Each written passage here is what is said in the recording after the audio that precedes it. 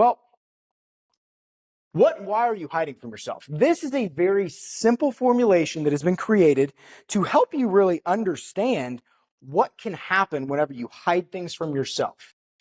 So our conscious mind is over here, right?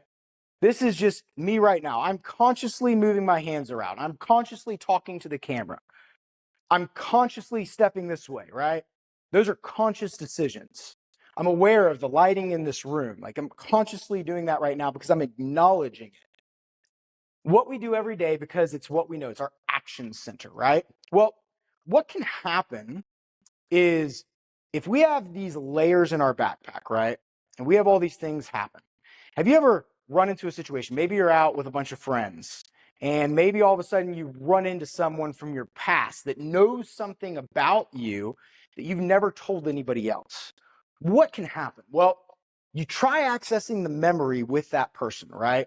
Your neuro pathway connected to that person, that situation, you try to go back and access that memory, right? Well, let's say with this person, there's some kind of unresolved trauma or unresolved hurt, or there's some unforgiveness that has transpired in your life that you have not dealt with. What can happen? Well, when you try to go accessing those memories, what you're doing is you're digging into your subconscious and unconscious mind. Now, this happens so fast based off of your neurotransmitters that a lot of times you don't even recognize it's happening. It just kicks in.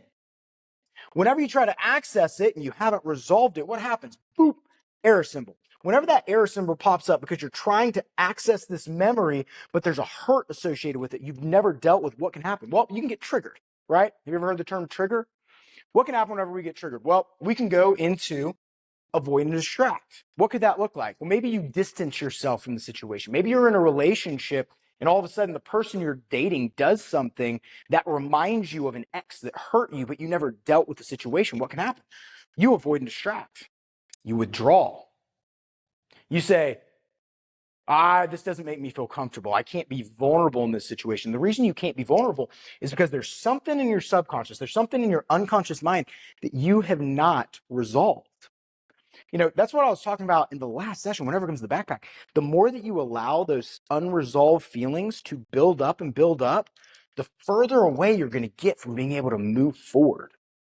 You know, we all want to have healthy relationships. We all want to have great physical bodies. We all want to be successful, depending on what your definition of success is. But so many times, the reason we're doing things or the reasons that we haven't done things is based off something that we have not resolved in our subconscious. It's locked in a safe. So whenever we run into these situations, what do we do?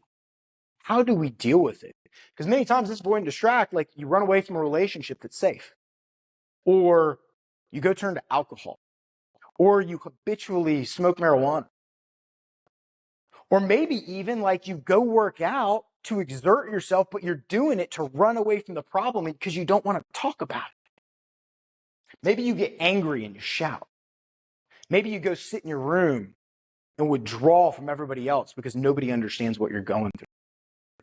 When those moments come up, there are 4 tools that are scientifically proven that can help you work through what I would call a mental barrier, okay?